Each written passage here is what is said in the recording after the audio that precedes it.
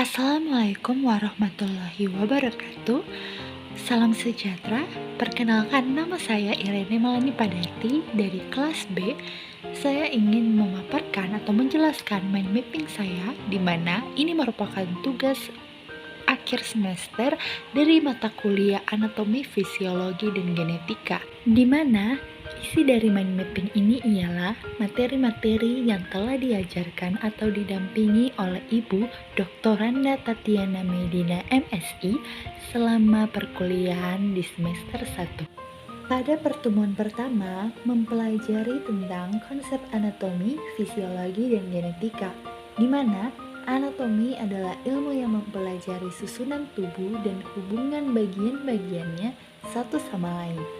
Lalu, fisiologi adalah ilmu yang mempelajari kerja tubuh dalam keadaan normal, dan genetika adalah persamaan atau variasi yang diturunkan dari orang tua kepada anaknya. Pada pertemuan kedua, mempelajari mengenai sistema pergerakan rangka manusia. Beberapa kegunaan rangka yaitu alat gerak pasif, di mana rangka hanya dapat bergerak karena adanya gerakan dari otot.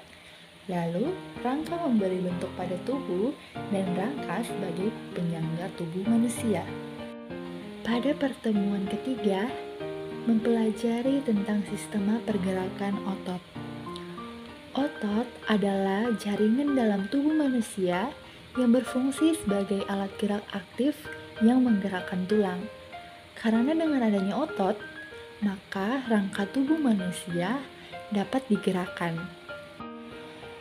Pada pertemuan keempat, mempelajari tentang sistema pergerakan sendi. Sendi adalah bagian yang menghubungkan tulang dan membantu tubuh untuk bergerak. Sendi berperan penting dalam sistem gerak, karena tanpa persendian, manusia tentu saja kesulitan untuk menggerakkan tubuh, berjalan, atau memegang benda. Pada pertemuan kelima, mempelajari mengenai panca indera mata. Dalam mata normal, terbagi menjadi dua, yaitu rabun jauh dan rabun dekat. Rabun jauh terjadi ketika cahaya yang masuk ke mata tidak jatuh tepat di retina.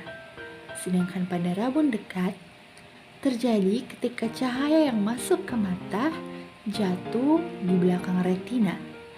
Pada pertemuan keenam, mempelajari tentang panca indera telinga. Telinga merupakan satu dari 5 panca indera yang dimiliki manusia. Selain untuk mendengar suara, telinga juga berfungsi untuk menjaga keseimbangan tubuh manusia sehingga tidak mudah terjatuh saat melakukan berbagai gerakan. Pada pertemuan ketujuh, mempelajari mengenai panca indera kulit. Kulit adalah suatu organ pembungkus seluruh permukaan luar tubuh dan merupakan organ terberat dan terbesar dari tubuh manusia. Beberapa fungsi utama dari kulit yaitu untuk membedakan dingin dan panas, melindungi tubuh dari kuman dan penyakit, lalu mengatur suhu tubuh. Pada pertemuan ke-9, mempelajari mengenai sistem koordinasi. Sistem koordinasi adalah sistem dalam tubuh manusia yang bekerja untuk menerima rangsangan, mengelolanya, dan menanggapi rangsangan itu. Fungsi dari sistem koordinasi yaitu mengatur dan mengendalikan kerja sistem organ tubuh manusia sehingga bekerja sesuai dengan fungsinya. Pada pertemuan yang ke-10, mempelajari mengenai sistema koordinasi otak. Otak dilindungi oleh tulang tengkorak, di mana perlindungan sangat penting bagi otak karena otak merupakan organ vital yang mengatur kerja sistem organ yang lain.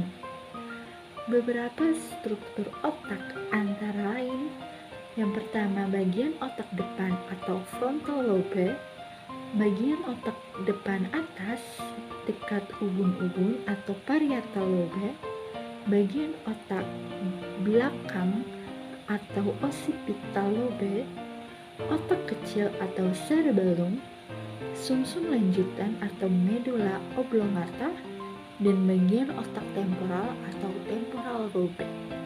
Pada pertemuan yang ke-11, mempelajari tentang sumsum tulang belakang. Medulla spinalis merupakan sekumpulan saraf yang membantu kinerja otak yang terkumpul di dalam saraf tulang belakang yang terlindungi oleh tulang belakang. Fungsi utama sumsum tulang belakang adalah sebagai pusat gerak refleks yang di dalamnya terdapat saraf sensorik, saraf motorik, dan saraf penghubung, atau sebagai pengantar impuls dari otak menuju ke otak. Pada pertemuan yang ke-12, mempelajari tentang sistem saraf perifer, di mana sistem saraf ini dibagi menjadi 2 cabang, yaitu saraf sematik dan sistem saraf otonom. Sistem saraf sematik merupakan sistem motorik yang semua sistem saraf menuju ke otot, sedangkan sistem otonom merupakan sistem saraf yang mewakili persarafan motorik dari otot polos, otot jantung, dan sel-sel kelenjar. Pada pertemuan yang ke-13, mempelajari tentang genetika. Genetika adalah ilmu yang mempelajari seluk-beluk ahli informasi hayati dari generasi ke generasi atau perwakilan sifat. Pada pertemuan yang ke-14, mempelajari mengenai genetika, di mana di dalamnya membahas istilah-istilah ilmu genetika, yaitu kromosom, gen, alel, homozigot, heterozigot, dominan, resesif, fenotip, genotip, dan mutasi. Selain itu mempelajari kelainan dan penyakit menurun pada autosom, yaitu albino, brachydactyly, dan polydaktili. Lalu kelainan dan penyakit menurun pada seks atau gonosom, yaitu buta warna, hemofila, trisomi 21, dan sindrom Turner. Baik, itu tadi pemaparan isi dari mind mapping saya. Terima kasih atas perhatiannya. Saya ingin mengucapkan terima kasih kepada Ibu Tatiana selaku dosen pengampu mata kuliah anatomi, fisiologi, dan genetika.